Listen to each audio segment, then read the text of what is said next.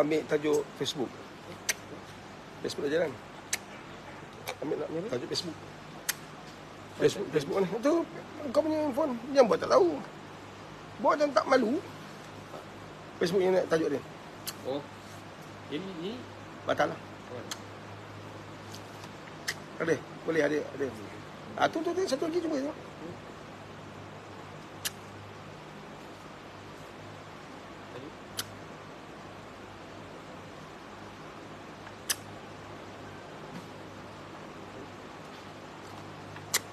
Sama dengan TikTok ke? Tak sama. Tajuk Facebook lain sikit. Tadi panjang kau pendekkan lah. Ikut suka kau. Ya kan. Dia ni kat dia apa? Ni Facebook. Oh, okey. Oh, tadi tu ada. Oh, okey. Tadi tu ada jadikan di Facebook. Bukan.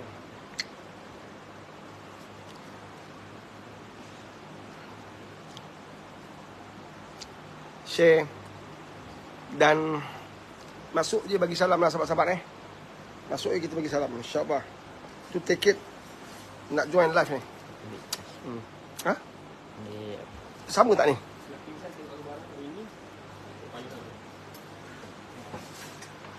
Tapi kepala tak ada pula. Cek kepala dia. Tengok sama tak?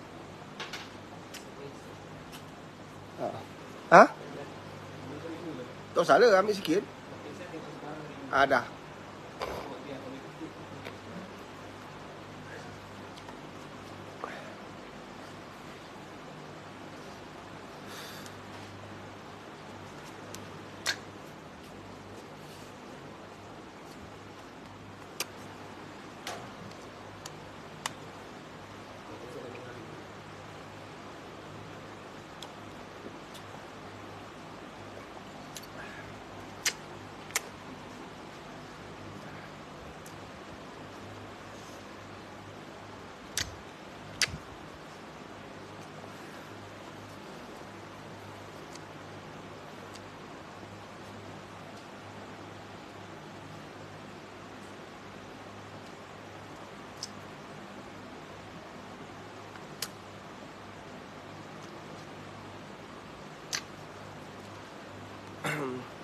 Auzubillahi minasyaitonirrajim. Bismillahirrahmanirrahim.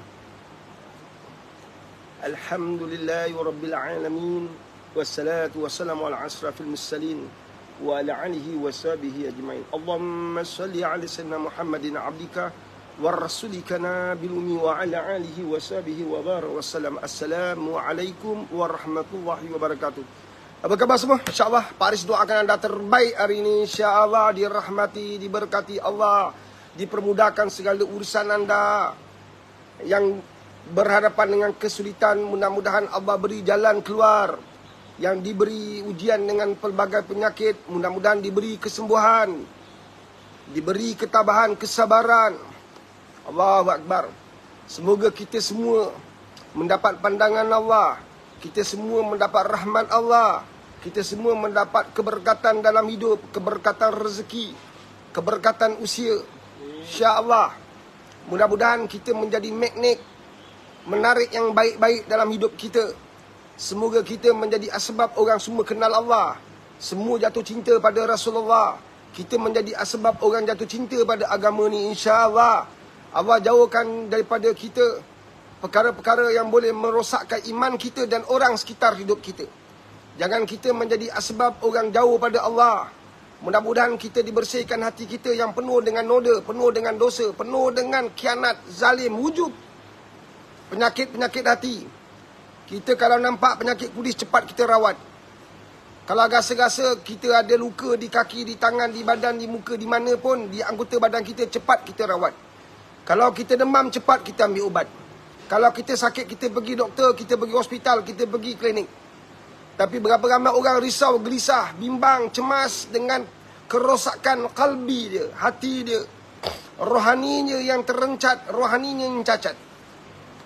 Allahu Akbar. Mudah-mudahan live seperti ini menjadi asbab untuk kita kenal diri kita, menjadi asbab untuk kita memperbarui iman kita, untuk kita perbetulkan segala yang tak betul dalam perjalanan hidup kita, untuk menjadikan kita yang terbaik di sisi Allah Subhanahu Wa Taala, di kalangan orang-orang yang terbaik.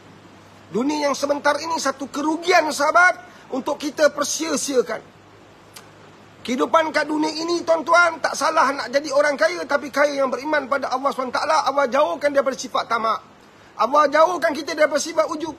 Allah jauhkan kita daripada sifat-sifat yang boleh merosakkan iman kita, merosakkan hati kita, merosakkan perjalanan hidup kita sebagai seorang hamba. Sahabat, berapa ramai orang balik, dia banyak bersedekah tapi Allah tak terima sedekah dia. Berapa ramai orang balik, tuan-tuan, sebagai orang yang solat tapi Allah tak terima solat dia. Berapa ramai orang, tuan-tuan, yang banyak berinfak hartanya ke kanan, ke kiri, depan dan belakang, tapi Allah tak terima infak dia. Berapa ramai orang yang pernah pergi haji tapi Allah tolak haji dia. Allahu Akbar. Sebab tu sangat penting, sangat-sangat utama kita beri perhatian pada hati. Jangan kita terperangkap dengan penyakit hati. Allahu Akbar. Jangan pernah sama sekali kita rasa bangga dengan amalan kita. Jangan bandingkan diri kita dengan pemaksiat. Ingat tu, itu adalah pesan ahli sufi, pesan para wali. Jangan bandingkan amalan kita dengan pemaksiat. Jangan bandingkan amalan kita dengan orang yang buat dosa. Jangan bandingkan amalan kita dengan orang yang jauh daripada Allah. Kita pergi pejabat, orang suka mencerca, suka mengumpat orang. Kita bandingkan diri kita dengan orang yang suka mengumpat orang. Maka kita akan nampak kita orang baik. Kita akan nampak kita orang alim. Kita akan nampak kita sebenarnya orang yang beriman. Ini bahaya, tuan-tuan. Inilah penyakit hati. Dalam membuat baik boleh rosak. Sebab tu kata ahli sufi, kata wali Allah, orang yang berdosa kembali bertaubat pada Allah itu lebih baik daripada orang yang beribadah tapi rasa bangga, rasa wujub, rasa diri dia besar, dirinya alim, dirinya baik, dirinya soleh. Ini lebih rosak. Orang yang buat dosa jangan kau hina. Orang yang buat dosa jangan kau zalimi. Orang yang buat dosa jangan kau kedilkan dia, jangan kau kecilkan dia. Jangan kau hebarkan, jangan kau aibkan dia. Kau tak tahu, mungkin dia telah bertaubat pada Allah, dia telah berjanji, berikrar, beritizam untuk tinggalkan dosa-dosa dia. Tinggalkan segala keburukan dia. Sebab tu dalam tasawuf, ulama-ulama tasawuf menggaris pandukan bahawa mereka yang berdosa kembali pada Allah dengan taubat sungguh-sungguh. Ya ayyuhallazina amanu tubu ilallah taubatan nasuha. Mereka kembali benar-benar sungguh-sungguh dengan hati yang penuh pengharapan.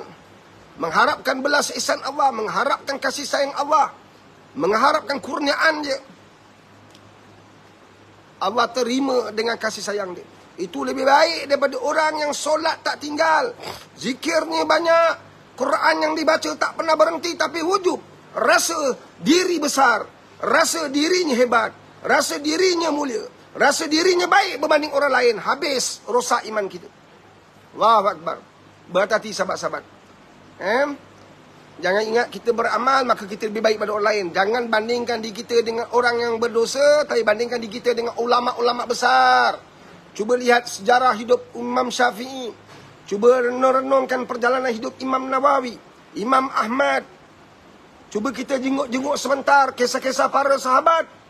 Adakah kamu masih lagi nak rasa bangga dengan kebaikan kamu? Apakah dengan sedekah-sedekah kamu yang tak seberapa itu kamu patut dan layak sewajar yang kamu tunjuk di laman-laman sosial seperti ini? Adakah dengan memberi mak bapak kita hadiah demi hadiah patut kita wawarkan kepada orang ramai? Adakah kita nak bantu orang kena tunjuk kat orang ramai?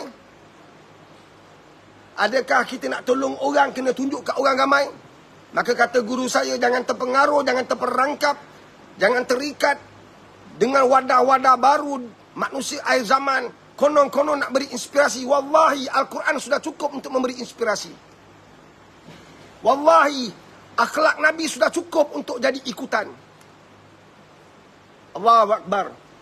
Apabila Allah muliakan kita, tuan-tuan, tak perlu tunjuk kat orang, Allah akan bagi tahu. Tak payah tunjuk kat orang, sebab kita buat kerana Allah, bukan kerana makhluk. Allahu Akbar. Sebab tu dah, dengan harga barang yang semakin mahal ni, nak masuk sekejap dalam tajuk yang kita kongsikan. Hari ni banyak orang berungut, banyak orang mengeluh, banyak orang menangis, terkesan, terseksa. Sahabat-sahabat, bila barang naik, dia kena pada semua orang. Kamu baca Quran kerana Allah, kamu tinggalkan Quran, kamu zikir, kamu tak zikir. Kamu jaga solat, kamu tak jaga solat. Siapa pun kamu akan melalui fasa harga barang naik. Tetapi perasaan emosinya, tekanan, stres, itu tidak akan sama. Faham ke faham? Kamu melangit, melawang pun, kamu menjerit sekuat hati pun, kamu tetap akan melalui fasa ini. Jadi kesempatan terbaik ini, saya nak menjemput anda semua sahabat-sahabat, kembali pada Allah, kembali ke tikar sejadah, kembali menghadap Allah. Hasbunallah wa ni'mal wakil. Jangan pernah ambil sahabat-sahabat di Facebook, jadikan satu kewajipan, tulis balik apa yang saya kata kalau poin penting. Sebab di TikTok, mereka tulis pun hilang live ini nanti. Jadi sahabat-sahabat saya di medium ni, di platform ni yang saya tunjuk ni, anda berada di platform yang mana selepas saya live, video ini masih lagi berfungsi. Akan dituntuni oleh orang lain pula. Saya mengharapkan apa yang kamu tulis di ruang komen ini akan dibaca oleh orang yang menontonnya selepas live ini. Kamu dapat ganjaran, kamu dapat keuntungan. Apa kata guru saya sebentar tadi dalam kelas?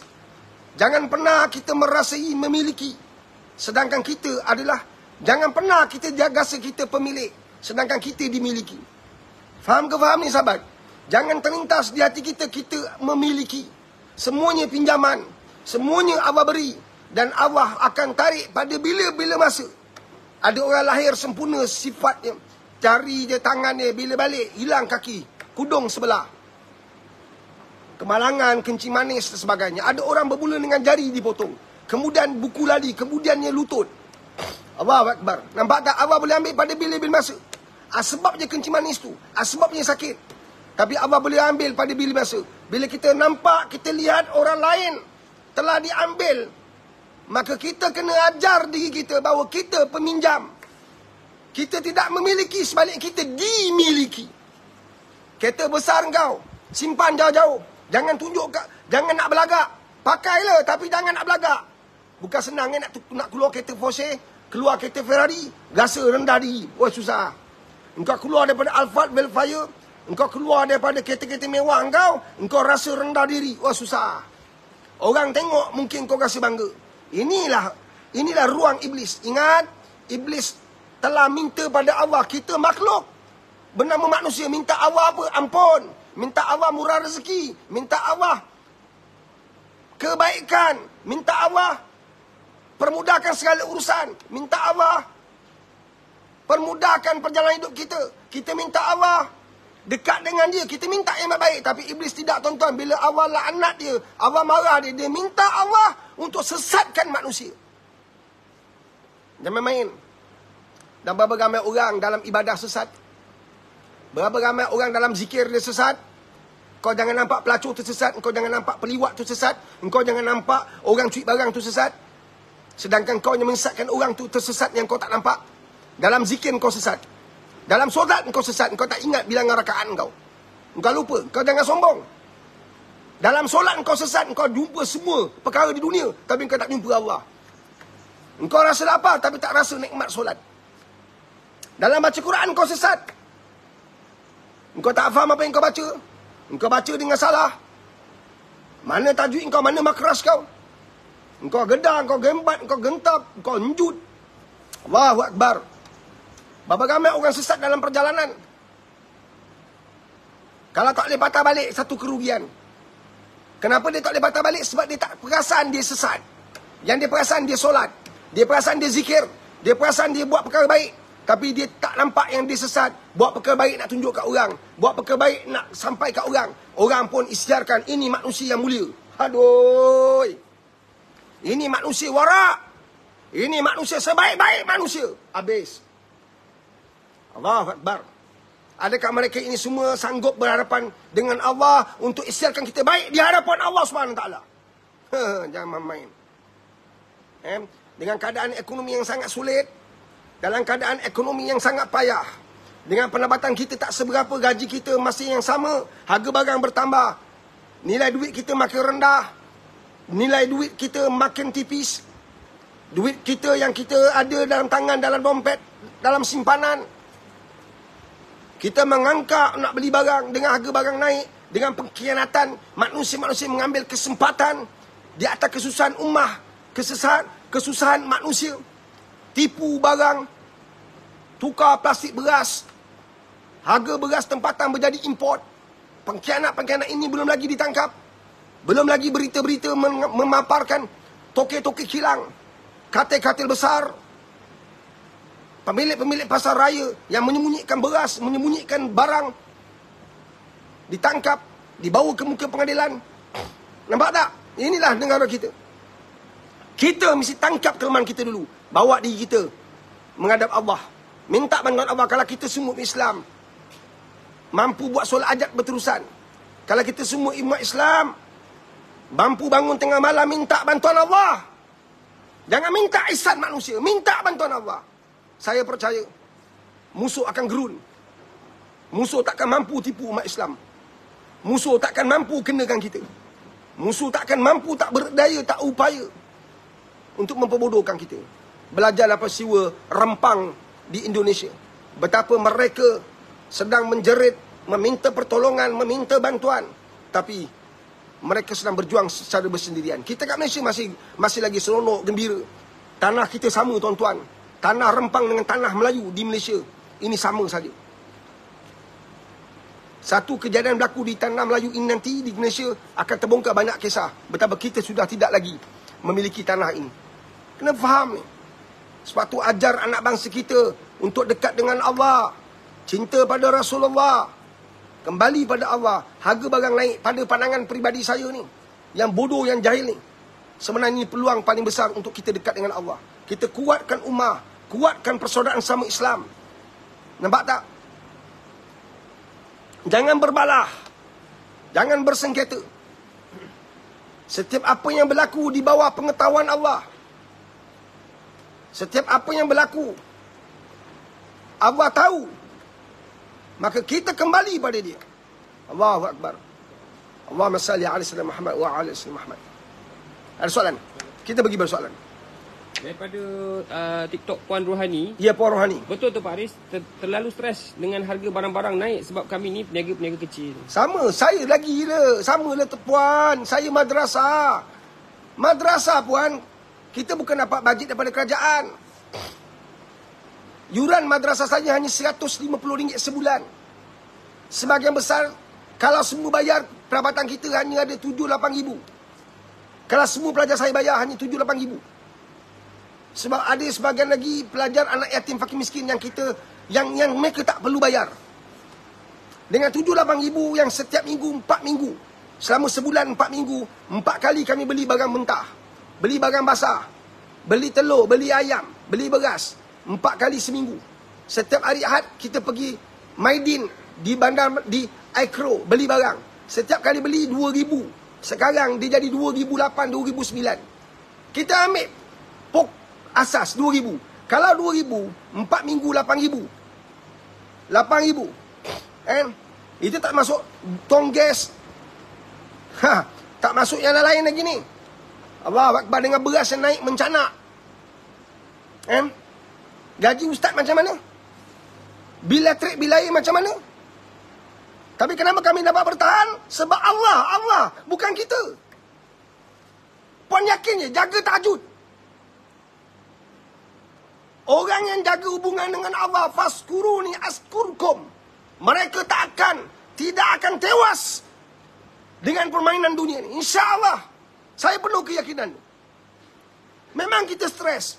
Tapi stres kita cepat pulih. Tekanan kita cepat dibaiki. Seperti mana rosaknya satu batang paip tercabut, dibaiki dengan segera. Air tadi tak terbazir. Tak terbazir tenaga kita. Tak terbazir keringat kita, insya-Allah. Kita kena jaga tahajud. Kalau kita melalak, menjerit pun, tuan-tuan, saya tengok kat parlimen. Ada menteri kata barang tak naik. Saya pun pelik. Mereka beli barang kat Thailand kot. Mungkin mereka beli barang kat London kot. Menteri, saya tak nak cerita pasal politik. Saya ni lebih fokus pada kekeluargaan. Tapi bila cerita pasal barang naik, dia melibatkan keluarga. Menteri, jangan ambil apa yang orang kanan kiri kau cakap. Mereka ni pembodek, penjilat. Engkau sendiri pergi pasar raya. Engkau sendiri turun. Kalau kau tak faham, kau tengok ada 2 YB terbaik di negeri Melaka. YB apa? YB Mat dengan YB Razak. 2 YB Melaka ni memang hebat. Setakat ni saya tahu tu. Mungkin ada YB lain. Tapi tak viral. Saya yakin banyak yang buat kerja. YB Mat, YB Razak, dia turun padang. Dia pergi pasar raya. Dia turun kat jalan raya. Dia cek kerja kontraktor. Dia cek longkang. Ini yang kita nak. Menteri, kau kena buat. Turun pasar raya tanpa ada escort. Tanpa ada pencaci. Penjilat. Penghisap. Tak payah. Kau turun sendiri. Seperti mana kau pernah turun sebelum kau jadi YB. Sebelum kau jadi menteri. Kau tak kenal pasar raya ke? Engkau tak pernah kenal kedai runcit ke? Sebelum kau jadi menteri, kau siapa? Engkau seperti aku tengah duduk atas kursi ni. Faham? Engkau pergi tanpa ada escort. Engkau tengok apa sedang berlaku. Terutama menteri-menteri yang berkenaan berkaitan barang. Kan? Turun dia, baru kamu tahu apa cerita rakyat. Rakyat tengah susah. Saya risau. Kalau rakyat tak mampu nak kawal, institusi keluarga lagi hancur. Anak-anak tak nak pergi sekolah sebab nak kena bantu mak bapak nak cari rezeki. Menteri Pendidikan kena faham. Jangan asyik paksa orang pergi sekolah. Ada orang memang tak mampu pergi sekolah, bukan tak nak belajar. Sebab hidup memang susah. Tak sampai hati tengok bapak dia yang semakin uzur. Nak pergi cari duit. Dia jadi food panda. Tak pergi, bawa Grab. Kena faham ni. Yang benar-benar susah, saya bukan gurau. Kalau ada kawan-kawan saya madrasah pondok masuk lah dalam live ni. Berapa ramai merasa menerima anak-anak orang susah. Dia tak ada duit yuran, dia tak ada mampu. Kalau kita tak bagi dulu peluang mas belajar kat sini, kita bimbang sekolah tak pergi, madrasah tak pergi. Apa dia jadi? Allah Akbar. Kita nak baca ke kisah anak bangsa kita masuk surat khabar? Kes zina, kes bunuh, kes liwat, kes pukul, gangsterism, vandalism, murtad. Dan ini perjuangan kita. Kalau kita fikir barang harga naik, kita tak ambil belajar, habislah. Kita terpaksa ambil juga. Kita kena fight. Hari ini memang susah. Jadi menteri kena turun, ambil tahu. Pergi 1000 kilang. Pergi cek katil-katil. Buat penyumbang dengan semua katil-katil ni. Engkau menteri ada kuasa. Apa isu beras? Kena ambil tahu. Allahu Akbar. Subhanallah. Next. Ni daripada platform satu lagi yang lain. Ada baru tengok platform ni. Satu lagi platform. Okey. Agak panjang sikit. Nama kita rahsiakan daripada utara. Assalamualaikum Pak Aris. Saya nak minta tolong Pak Aris bagi saya amalan untuk lembutkan hati saya. Silap suami saya. Baru-baru ni saya bergaduh dengan suami. Suami keluar rumah dan cari rumah lain. Bila saya pujuk balik rumah, dia alhamdulillah balik. Tapi dia memang nak berpisah dengan saya. Untuk pengetahuan Pak Aris, saya ada anak tiri. Bila mereka dapat tahu hal ni, mereka nak ayah mereka berpisah dengan saya. Saya cuba tahajud minta dekat Allah. Baru-baru saya buat macam Pak Aris cakap lah. Solat hajat baca ayat kursi 10 kali dan Al-Ikhlas 10 kali. Masalah besar pula timbul. Tadi saya terjumpa mesej. Rupanya saya jumpa mesej suami saya telah menjalinkan hubungan dengan janda. Dia cakap dia nak kahwin dengan janda tu. Masalahnya, suami saya sendiri daripada bab nafkah batin pun dia tak mampu. Dah berapa tahun sebab dia kencing manis. Tolong saya Pak Aris. Saya tak mahu suami saya silap langkah. Umur pun dah 59. Apa lagi yang dia nak? Bukan saya nak halang, tapi suami saya tak mampu nafkah zahir dan batin. Berilah saya amalan apa yang saya boleh buat untuk selesaikan masalah saya. Puan, 2 benda ni Allah bagi tahu dalam Quran. Kita semua nak jawapan yang menyebelahi kita. Ada je masalah, kita nak jawapan yang kita dapat nanti tu jawapan yang sama dengan apa yang kita nak. Kita nak suami kita balik, kita nak isteri kita balik, anak kita jadi baik. Semua nak jawapan yang baik kan? Tapi di sebalik itu kita lupa. Sebelum kita dapat jawapan itu, Allah telah bagi jawapan lebih awal. Apa dia? Allah minta 2 benda je. Allah minta kita reda dengan ujian tu. Reda bahawa kamu sedang diuji dengan seorang suami yang ada skandal, suami yang tak faham tentang perjalanan hidup dia, suami yang tak kenal kekuatan kelemahan diri sendiri. Dalam bahasa management dia dipanggil SWOT analysis. Dia tak kenal kekuatan dia, dia tak kenal kelemahan dia. Sebab tu nafsu dia tak pernah berhenti. Atas ranjang tak kuat. Nampak tak? Mengigil, kencing manis, kencing tawar, kaki kencing. Ada lagi ruang nak bini orang, nak janda, nak tackle orang lain. Sedangkan penuh penyakit. Sebab dia tak kenal diri dia. Kenapa dia tak kenal diri dia? Sekian lama, dia tak kenal pencipta dia. Dia tak kenal pemilik hati dia. Ya muqallibal qulub, sabit qalbi ala dini. Satu kita minta Allah, tolong aku. Puan kena belajar untuk reda dulu. Reda ini ujian untuk puan. Bila puan reda, sebab ni janji Allah, bukan saya. Bukan formula saya. Ni formula Allah dalam Quran. Allah kata siapa-siapa reda dengan ujian yang aku bagi pada dia, aku reda dengan dia. Puan faham tak maksud dia? Itu benda besar. Pada orang yang reda dengan ujian ni, ya Allah, aku terima ujian ni. Ya Allah, aku terima kesukaran ini. Aku terima suami macam ni. Aku terima isteri macam ni. Bila kau reda dengan ujian tu, Allah reda dengan kau. Bantuan Allah akan sampai. Kasih sayang Allah akan sampai. Ketenangan Allah bagi. Bahagia tenang ni Allah punya, bukan kita punya. Hidayah milik Allah. Hidayah milik Allah, bukan milik kita. Engkau pakailah cantik-cantik, engkau pakailah, engkau siram diri engkau dengan minyak wangi. Hidayah tetap milik Allah. Bila engkau letakkan niat engkau kerana Allah, itu akan memudahkan perjalanan engkau. Reda dengan Allah, reda dengan ujian, maka Allah reda dengan engkau. Maka Allah akan bantu engkau, insya-Allah. Nombor dua ialah sabar.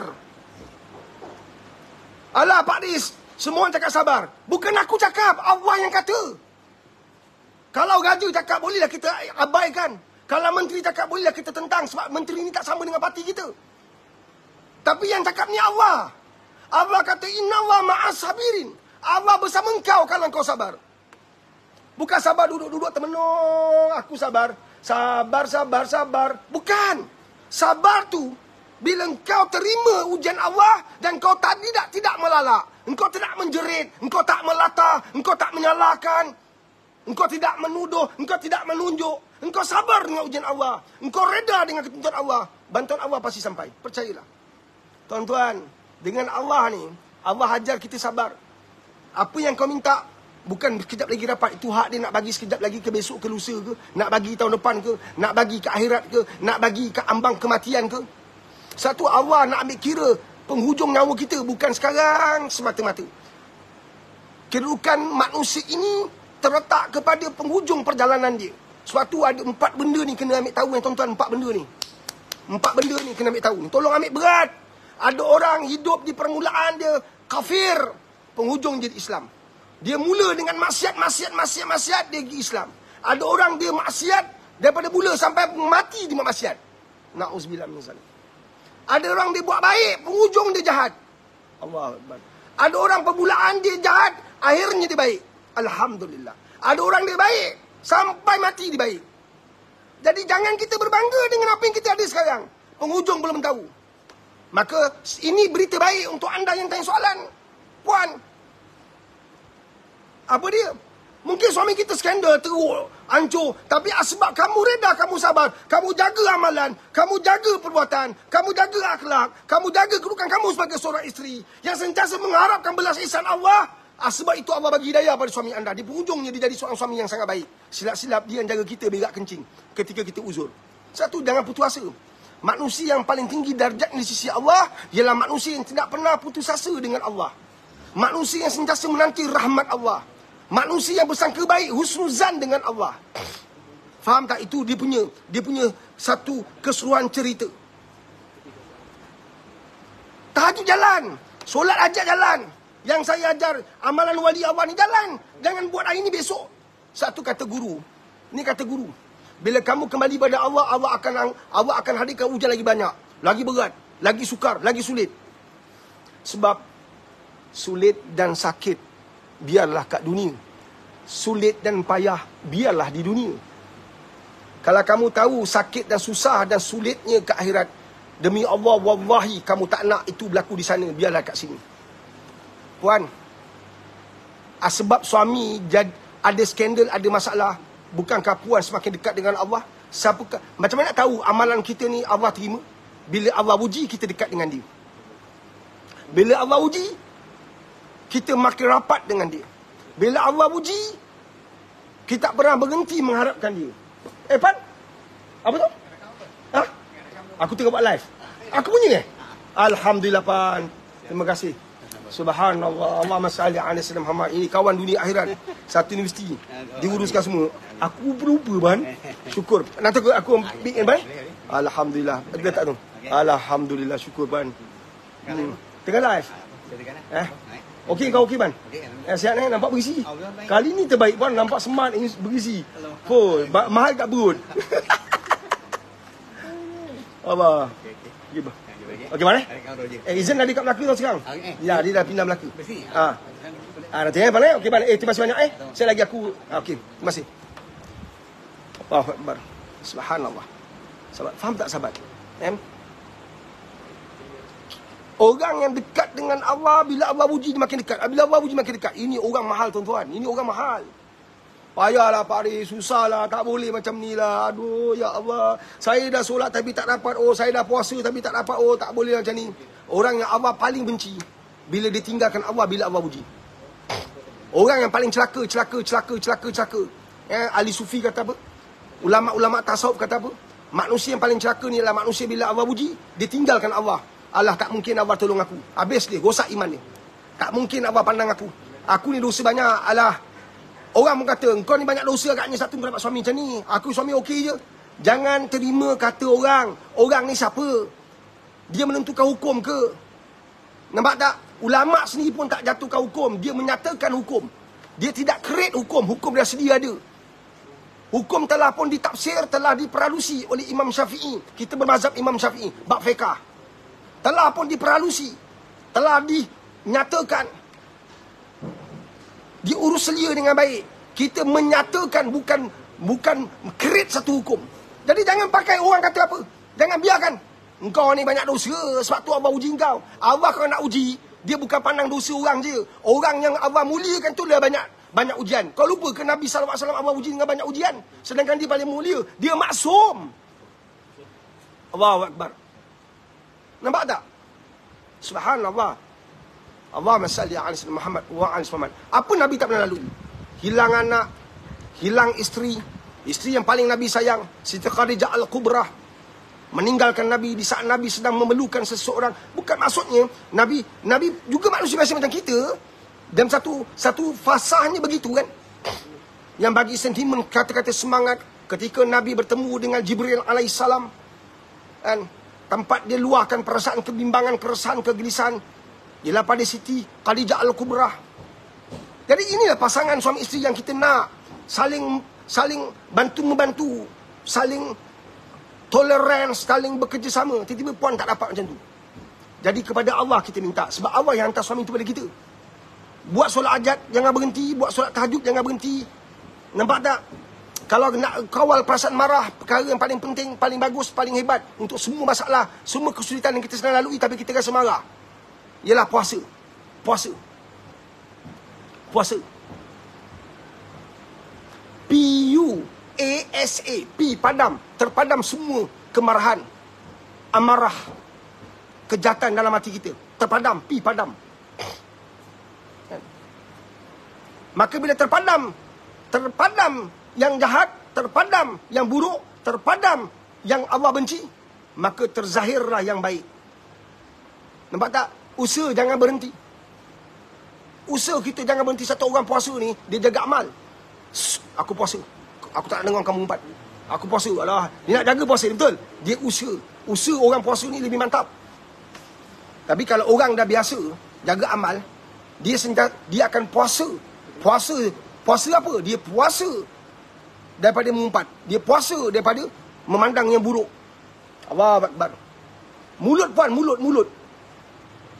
Setiap kali ternampak suami, mulut keluar. Wahai Allah, selamatkan dia. Wahai Allah, selamatkan iman dia. Wahai Allah, berilah hidayah. Ingat tuan-tuan, ingat sahabat-sahabat. Hidayah milik Allah. Hidayah milik Allah. Sebab tu Nabi minta kita, minta hidayah. Bukan minta suami yang baik, minta hidayah. Minta hidayah. Ya Allah, berikan hidayah pada suami aku. Berikan hidayah pada suami aku. Jangan berhenti. Ya, the power of doa ni sangat besar. Sangat menakjubkan. And subhanallah. Minta hidayah pada Allah. InsyaAllah. Faham ke faham?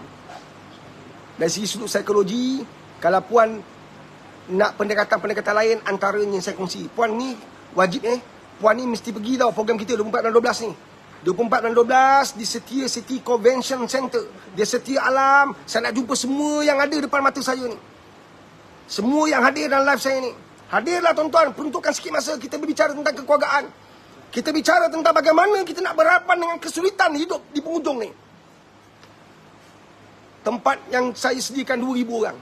Bawa lah anak, bawa isteri, bawa suami, bawa mak mentua, bawa ayah kalau sihat. Bawa, insya-Allah.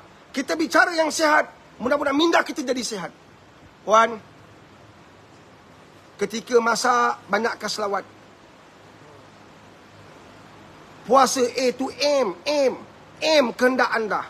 Wahai Allah, dengan berkat selawat ini, mudah-mudahan suami aku melupakan wanita yang bukan hak dia. Nampak? Ya Allah, dengan berkat selawat ni, ya Allah, mudah-mudahan bila suami aku makan, suami aku minum, hasil tangan aku dengan izinmu, ya Allah, lupakan dia, ya Allah, pada wanita yang bukan milik dia. InsyaAllah. Sedangkan dalam solat kita lupa rakaat. Dalam solat kita lupa rakaat. Kau bayangkan, maknanya Allah boleh lupakan kita pada bila-bila masa. Maka kita minta Allah lupakan perkara yang wajib kita lupa. Bukan lupakan perkara yang sepatutnya kita tak patut lupa. Faham? Ya Allah, hatinya milik engkau. Milik Allah. Satu kita kata, ya muqallibal qulub sabbi qalbi ala dinik. Nabi yang ajar. Baca doa tu puan. Mudah-mudahan hati suami kita terpaut pada kita. Hati suami kita terikat dengan kita balik. Ketika sisir rambut, ketika bersihkan muka, bagi tahu, wahai Allah, mudah-mudahan bila suami aku pandang wajah ini, ya Allah, akan terbit, akan terzahir, akan terlahir rasa sayang dia pada aku dengan izin kau. Buat. Ni tak baca apa-apa. Engkau solek untuk taibatan suami tanpa bantuan Allah, tak jadi. Engkau beli krim paling mahal, ku putih, ku hitam, ku legam, tak jadi. Faham? Nak montokkan kulit, nak cantikkan kulit, tak jadi. Wahai Allah, mudah-mudahan suami aku melihat wajah aku, bertambah sayang dia pada aku. Bila kau bersihkan muka ni, ya Allah, wajahku untuk suamiku, ya Allah, mudah-mudahan dia pandang wajahku, maka terbit sayang dia pada aku, maka dia akan mencintai aku, dia menyayangi aku. Nampak? Allahu Akbar. Ini semua adalah usaha PUU, usaha yang tak pernah berhenti. Nampak tak? Barulah kita akan menang dunia, akhirat. Rabbana atina fid dunya hasanah wa fil akhirati hasanah. Nampak tak? Allahu Akbar. Subhanallah. Next soalan. Daripada TikTok, Puan Rohani, Paris, berdosakah seorang isteri jika minta perpisahan dari suami sedangkan sudah bertahun-tahun suami tak nak solat? Dia macam ni, puan. Kalau sesuatu itu memudaratkan hidup puan, seorang suami boleh ceraikan isteri dia kalau engkar tak solat. Seorang isteri jangan minta cerai kerana suami dia tak solat. Meminta cerai itu satu dosa besar tanpa asbab yang jelas dan nyata. Suami kita minum arak, suami kita berzina berterusan, suami kita tinggalkan arahan Allah, dan kita usaha dulu. Bila dia memudaratkan hidup kita, memudaratkan perjalanan hidup kita, maka kita minta sesuatu yang dibenarkan dalam Islam. Dia tak ada solat secara berterusan, tapi tengok watak dia lain. Memang solat tu kunci dia. Jadi sebab tu Allah hadirkan kamu kat tepi dia, supaya kamu menjadi orang yang boleh sentiasa mendoakan dia tanpa putus asa. Puan, saya jumpa orang yang tak puasa, orang yang tak zikir, tak baca Quran dan tidak solat. Dia meninggal kat Mekah, main dada, hisap dada, tapi isteri tak pernah putus asa. Suatu hari mak dia datang, isteri datang jumpa saya. Kami berbual tentang lelaki ini. Dengan izin Allah, dengan kasih sayang Allah, kerana dia ada seorang isteri yang penuh kasih sayang. Dia ada mak yang setiap masa penuh kasih sayang, yang setia berjuang untuk selamatkan iman suami dia, yang berjuang untuk selamatkan iman anak dia. Dua wanita, watak penting. Doa tak pernah putus. Dia borak dengan saya, bicara saya terperanjat. Ada seorang isteri yang sabar, walaupun suami hisap dadah, tak semayang. Satu hari suami dia, Allah bagi hidayah, dia terfikir nak pergi Mekah. Jadi adik-beradik berkumpul, bayar untuk pergi umrah. Dia mula jaga solat. Walaupun masih lompong, masih ada leaking, tapi dia mula jaga solat. Sebab-sebab nak pergi ke umrah. Pergi ke umrah, Allah bagi hidayah lagi besar.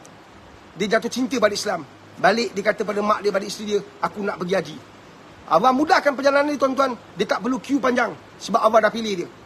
Rupanya, dia dapat tak lama lepas tu, 3-4 tahun, 2-3 tahun dia dapat. Dia terus pergi haji. Dan Allah jadikan dia tetamu kekal abadi di situ. Dia meninggal di Mekah. Dia meninggal ketika selesai melaksanakan, melangsaikan ibadah haji. Nampak tuan-tuan? Sebab tu, dalam hidup kita kena bergantung betul 100%. Bukan pendapat manusia, Allah. Wahai Allah, sebab tu buat solat hajat 2 rakaat. Minta petunjuk pada Allah. Minta cerai tu senang. Adakah jaminan lepas ni kahwin satu lagi dapat suami yang saga solat? Atau dengan pengalaman ini, mungkin anda boleh gunakan untuk samakan anak-anak. Anak-anak belum tentu jaga solat. Tapi berkat kamu berjuang, berkat kamu sabar, berkat ketabahan kamu, berkat kamu menutup aib. Tiba-tiba ada anak masalah. Dengan senang anda bantu dan anda minta hidayah Allah. Wahai Allah, satu ketika dulu suami aku tak solat. Aku sabar. Aku reda dengan ujian tu. Dan doa aku tak pernah putus. Hari ini, ya Allah, suami aku dah solat. Ya Allah, kalau kau nampak, ni tawasul. Kalau kau nampak perbuatan aku itu, ya Allah, engkau reda dengan perbuatan aku. Engkau terima perbuatan aku. Ya Allah, hari ini aku mohon kau selamatkan anak aku, ya Allah. Engkau selamatkan menantu aku, ya Allah. Engkau selamatkan cucu aku, ya Allah. Engkau selamatkan jiran sebelah rumah aku, ya Allah. Engkau selamatkan kawan baik aku, ya Allah. Nampak tak? Nampak tak? Satu hari ada seorang meninggal dunia. Ini kisah kitab diceritakan. Dalam perjalanan dia, di akhirat, dia orang yang semayang ni biasa macam kita. Kadang-kadang terlupa rakaat, kadang-kadang lewat. Baca Quran kadang-kadang beremosi, kadang-kadang tak ada mood nak baca Quran. Sebab Quran diletakkan pada mood. Faham tak? Mood berjaga. Bila dia meninggal, dia kata aku tak lepas ni. Timbangan mizan dijalankan. Tak lepas aku. Tiba-tiba amalan baik dia lagi banyak daripada buruk. Dia tanya malaikat, kenapa timbangan berat aku, amalan baik aku lebih banyak? Apakah amalan aku yang menyebabkan aku selamat? Kata malaikat, wahai Fulan bin Fulan, Allah telah bagi tahu bahawa amalan kau ini tadi berat sebab doa kau tak pernah putus. Engkau minta betul-betul dengan keinginan bantuan Allah. Engkau minta betul-betul dengan pengharapan. Engkau minta sungguh-sungguh. Engkau menangis puas-puas ketika kau minta. Inilah dia yang menyebabkan timbangan kau jadi berat. Nampak tak? Doa, tuan-tuan. Doa. Doa. Allahu Akbar. Subhanallah. Soalan. Daripada TikTok, Lela Alza. Assalamualaikum Pak Aris. Waalaikumsalam warahmatullahi wabarakatuh. Kita nak dekat dengan Allah. Mengapa kita kecoh bila Allah uji dengan harga barang mahal? Dia, iman kita ni kan pelbagai bentuknya, pelbagai saiz dia.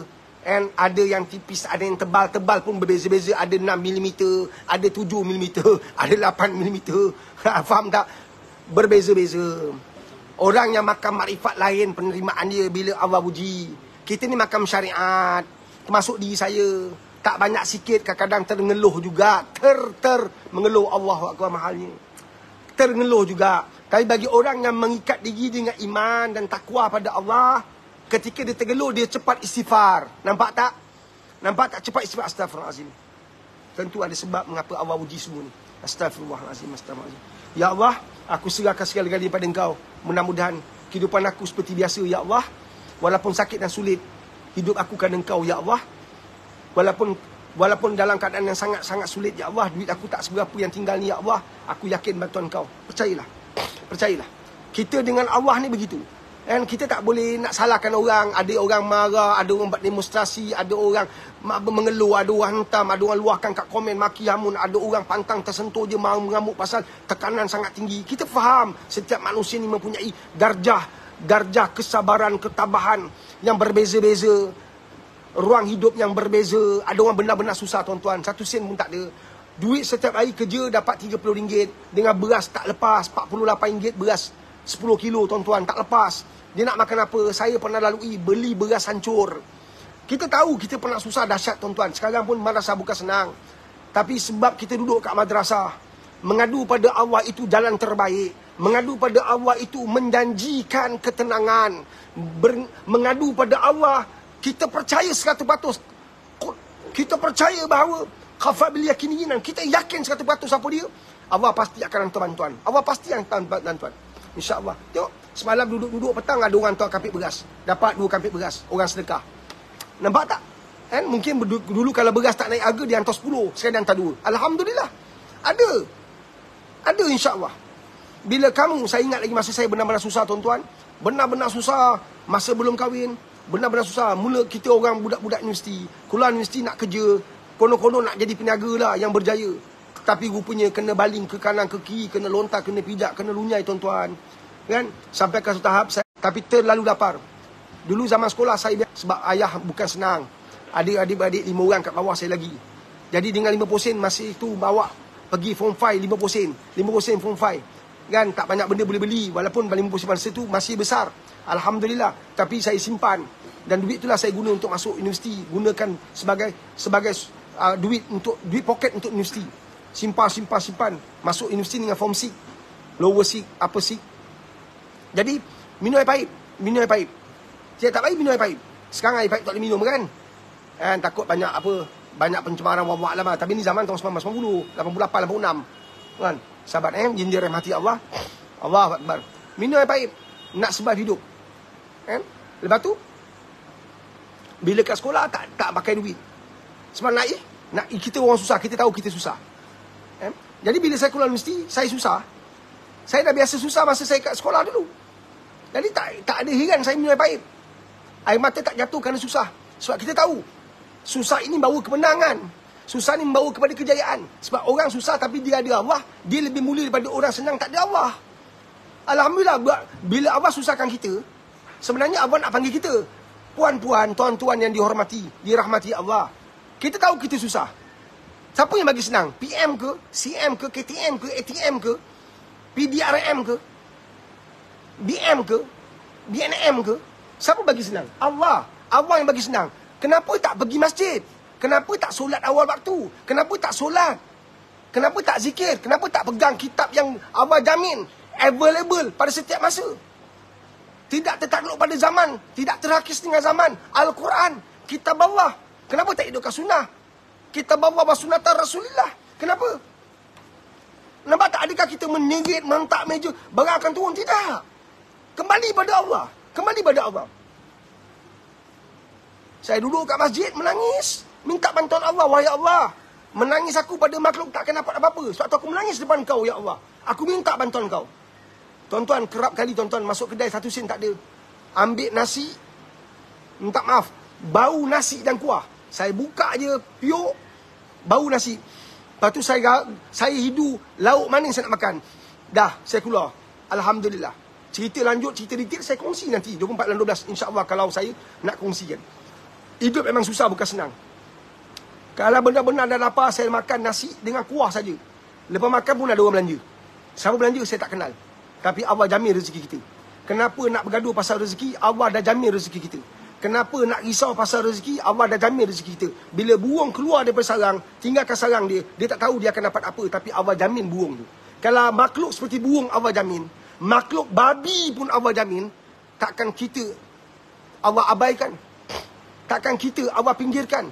Kita, keturunan kita, kedudukan kita sebagai makhluk bernama manusia, inilah datangnya para Nabi dan Rasul. Kalau babi pun Allah jamin rezeki dia, takkan kita terpinggir. Cuba bayangkan, cuba fikir, masukkan dalam otak kita. Jangan ikut tak orang. Memang mahal bagi.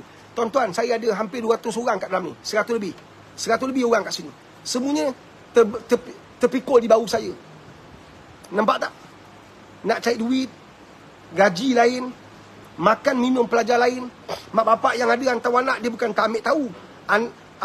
Kita ada duit, tak ada duit. Dia pun tak ada duit. Kita nak marah dia pun tak boleh juga. Jadi kita kena kerja kuat, kita kena kerja keras, kita minta bantuan Allah. Adakah kerja keras, kerja kuat kita akan berjamin rezeki? Tidak. Rezeki Allah jamin. Seawal roh ditiup ke jasad kita, dah masuk dah pam, dah masuk dalam pakej lengkap. Usaha kita kuat dah. Kita bermazhab Imam Syafi'i. Imam Syafi'i kata kena usaha. Nampak tak? Usaha. Itu ikhtiar kita, ikhtiar hidup.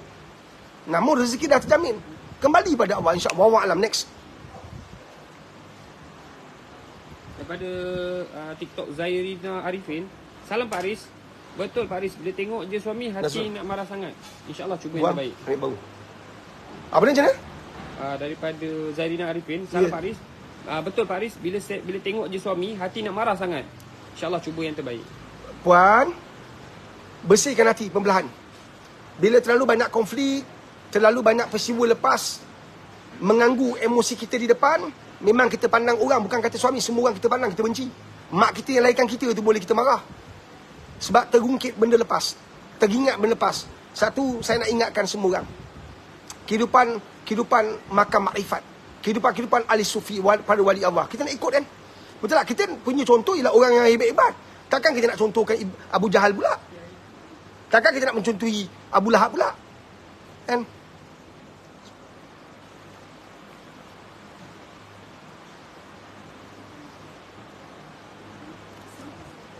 Kan? Apa nak contoh? Lupakan yang buruk orang kat atas kita. Ingat yang baik orang kat atas kita. Lupakan benda baik orang. Lupakan benda baik kita kepada orang. Lupakan benda buruk orang kat atas kita.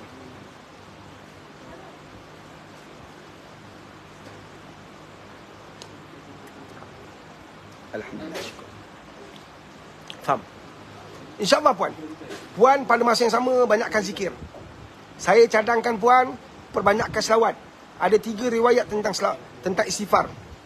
Pertama 70, 80, 100. Jadi banyakkan istighfar. Nabi maksum, tapi Nabi banyak istighfar. Banyakkan istighfar puan. Bila kita memandang wajah-wajah orang yang boleh jadi kunci syurga kita, kita benci. Ada tak kena dengan hati kita. Bila kita pandang wajah-wajah yang patutnya mengimamkan kita, memimpin kita, tapi dia tak watak, dia tak jadi macam imam. Kita tak boleh pandang orang dengan pandangan yang baik. Saya tegur diri saya Saya tegur diri saya sekarang. Dan saya panjang pada semua tuan-tuan dan puan. Ada orang mungkin dia telah khianat kita. Ada orang telah zalimi kita. Ada orang telah fitnah kita. Tersempak dengan dia. Kan? Kita nak jadi orang macam mana? Orang yang kenang jahat orang kat atas kita? Atau nak kenang benda baik orang kat atas kita? Nak kenang benda baik kita bagi kat orang? Atau benda buruk kita kat atas orang? Nampak tak? Sebab itulah kita bekalkan diri kita dengan istighfar. Sebab kemana pun kita pergi, berjumpa dengan siapa pun orang yang menzalimi kita, memuliakan kita, mengagungkan kita, apa pun dibuat kat atas kita, kita akan menerima orang tu sebaiknya, seadanya. Kita tak akan pinggir, tak akan pijak, tak akan caci, tak akan zalimi, tak akan balas perbuatan jahat dekat atas kita. Apatah lagi dia adalah suami kita, isteri kita, mak kita, ayah kita, adik-beradik kita. Jangan benarkan sama sekali perasaan-perasaan benci menguasai diri kita. Macam mana nak kuasai diri kita? Kita tak boleh harap orang kuasai kita. Kita kena kuasai diri kita. Banyakkan istighfar, banyakkan selawat. Ini dua benda, jangan tinggal. Sambil tu nak masuk zikir la ilaha illallah, la ilaha illallah, al-malikul hakul mubin. Banyak zikir tuan-tuan. Subhanallah wa bihamdihi, subhanallahil azim. La hawla wa la quwata illa billah. Nak buat apa pun zikir, jangan tinggalkan dua zikir ni. Istighfar, banyakkan. Selawat, banyakkan. Aksurukum salatan alayya, kata Rasulullah, orang yang akan dapat syafaat aku adalah orang yang perbanyakkan selawat ke atas aku. Sampaikan Allah balas selawat setiap hamba Allah. Nampak tak? Atas cinta Allah ke atas Rasulullah. Perbanyakkan selawat kita, insya-Allah tuan-tuan. Wallahu a'lam. Next. Tolong tap skim sahabat-sahabat. Ya. Daripada Hanifi 79. Assalamualaikum Pak Aris. Boleh ke kalau kita lari atau jauhkan diri dari orang yang suka cerita hal orang? Ya, itulah sepatutnya, sewajarnya. Kan? Menjauhkan diri bukan maknanya kita tinggalkan usaha dakwah kita pada orang tu. Kita tinggalkan jasad kita. Kita hindarkan diri kita daripada orang yang senantiasa mengumpat sebab kita tak ada kekuatan. Kan? Kita tak mampu nak filter, tak mampu nak menepis. So, jalan terbaik ialah hindarkan diri kita daripada orang yang suka buat maksiat. At the same time, pada waktu yang sama, doakan dia. Semoga Allah bagi hidayah. Itu adalah jalan orang beriman, jalan orang bertakwa, jalan orang yang tinggi kedudukan di sisi Allah.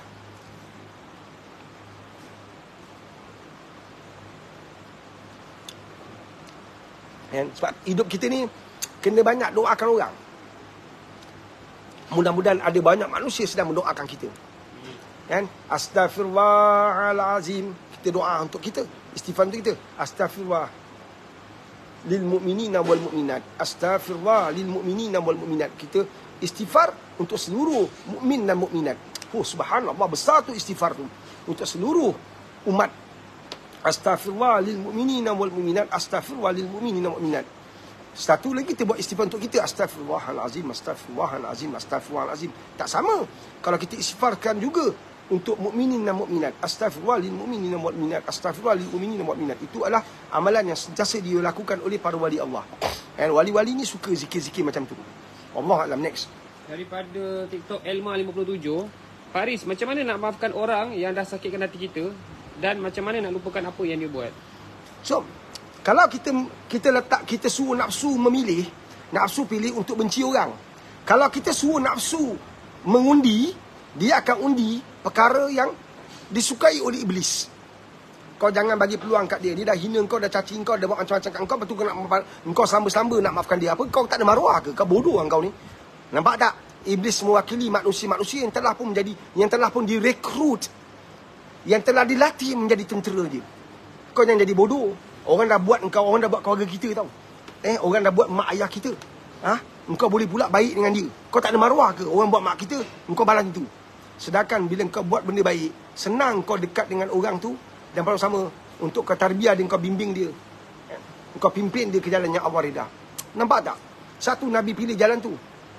Nabi pilih jalan yang Allah suka, memaafkan orang. Satu Allah kata pada Nabi ketika peristiwa Indon, kan, yang memperlakukan satu perkara yang sangat sulit untuk kita nyatakan kepada Sayyidina Hamzah, kan? Tapi Allah kata memaafkan itu lebih baik. Maka Nabi pilih jalan untuk memaafkan. Mari kita memaafkan orang. Bukan senang, bukan senang. Saya percaya. Saya pun tahu. Saya pun lalui. Kita manusia sama, tuan-tuan. Kita pernah dizalimi, kita pernah disakiti, kita pernah difitnah, kita pernah dilakukan macam-macam. Kadang-kadang orang yang paling kita percaya khianat kita, orang yang kita tak terduga boleh kenakan kita. Rupa dia lah orang yang kita percaya sama dia cerita hal kita. Dan bukan senang nak maafkan orang tu. Tapi kalau tanya pada iman, kalau kita rujuk perjalanan Nabi, maka memaafkan orang itu adalah jalan para Nabi, para Rasul. Memaafkan orang itu jalan para sahabat. Maka kalau kamu nak jalan yang sama dengan jalan sahabat, jalan yang pernah dilalui oleh Rasulullah, jalan yang pernah dilalui oleh para Nabi dan Rasul, jalan yang pernah dilalui oleh para imam-imam muktabar, kalau itu jalan kamu nak, maafkan orang. Walaupun kamu boleh tidak maafkan orang, Islam benarkan. Sebab kamu nak minta Allah balas. Tapi memaafkan orang tu menjadikan kamu lebih mulia di sisi Allah SWT. Sebab jatuh orang tu sepatutnya tidak memuaskan hati anda. Oh, padan muka, mampus bagus, kena kau orang lagi, itu menggambarkan iman kita yang sangat tipis, ketebalan yang sangat nipis. Nampak tak? Allahu Akbar. Pada satu ketika Nabi nak pergi masjid, Nabi akan lalu kat rumah seorang wanita Yahudi tua. Ketika Nabi lalu, dia akan baling najis pada Nabi. Nabi bersihkan diri Nabi, kemudian Nabi lalu lagi keesokan hari dan setiap hari. Kan? Nabi tak pernah marah, Nabi tak pernah menunjukkan kebengisan Nabi. Kan? Satu hari Nabi lalu, tak ada lagi kena. Tak kena lagi. Maka Nabi berjumpa dengan para sahabat. Nabi tanya, setiap kali aku lalu ada orang baling kekotoran pada aku. Tapi sejak kebelakangan ni dah 2-3 hari aku lalu, tak ada pula yang baling. Maka sahabat kata, ya Rasulullah, wanita tua tu wanita Yahudi, dia tengah sakit. Nabi tak tunggu lama, Nabi terus lawat dia. Kalau kita, alhamdulillah, syukur, mampus pun pandai, bagus. Kan? Jahanam lagi bagus. Celaka punya orang, hidup menyusahkan orang, baik mati je. Kan? Faham? Tapi Nabi bergegas jumpa. Ini akhlak yang susah nak cari kat dalam kehidupan kita pada akhir zaman ni. Nabi bergegas jumpa, ziarah dia. Nampak tak? Sampai dia malu, sampai dia kalah. Ada riwayat kata dia akhirnya mengucap kalimah la ilaha illallah Muhammadar Rasulullah. Nampak tak? Satu, Nabi punya akhlak sepatutnya jadi contoh, jadi teladan, jadi sandaran, qudwah hasanah. Allahu Akbar. Jadi sebab baik ini nak maafkan orang, itu yang terbaik. Kan? Lain serah pada Allah. Next. Daripada Eddie Bro di platform yang tu lagi. Kehidupan pada zaman 80-an, 70-an lebih bahagia dan pertalian dengan jiran juga jauh lebih baik serta silaturahim yang berpanjangan. Bila kita nak sesuatu, mesti ada kos melepas. Kita nak pembangunan, Kita nak kemajuan. Kos melepasnya persaudaraan antara jiran. Rasa sayang antara jiran. Keakraban adik-beradik. Ruang masa yang banyak untuk diperuntukkan dalam keluarga. Semuanya dah terabai, dah terpinggir sebab kita yang nak kejayaan, kemenangan, pembangunan, kan, permodernan. Nampak tak? Dulu kita satu, ingat saya masih lalui benda ni. Tahun 70-an, dalam kampung tak ada TV. Orang pertama beli TV. Sebahagian besar penduduk kampung akan datang rumah dia untuk tonton TV, terutama hari Jumaat, hari Khamis. Ada cerita Hai Chaprel, Hawaii Five-O, and cerita Piramli. Nampak tak, Allah Akbar, cerita The Chips. And orang semua datang kat rumah dia. Kemudian ada lain rumah pergi, pecah lagi dua. Bawa andang. And saya lalui kehidupan 70-an, belum ada elektrik. Kemudian datang elektrik, belum ada tandas, kemudian datang tandas, berak dalam hutan, berak belakang rumah, hutan. Saya lalui semua tu. Kehidupan tu. Anak sekarang dia tak faham.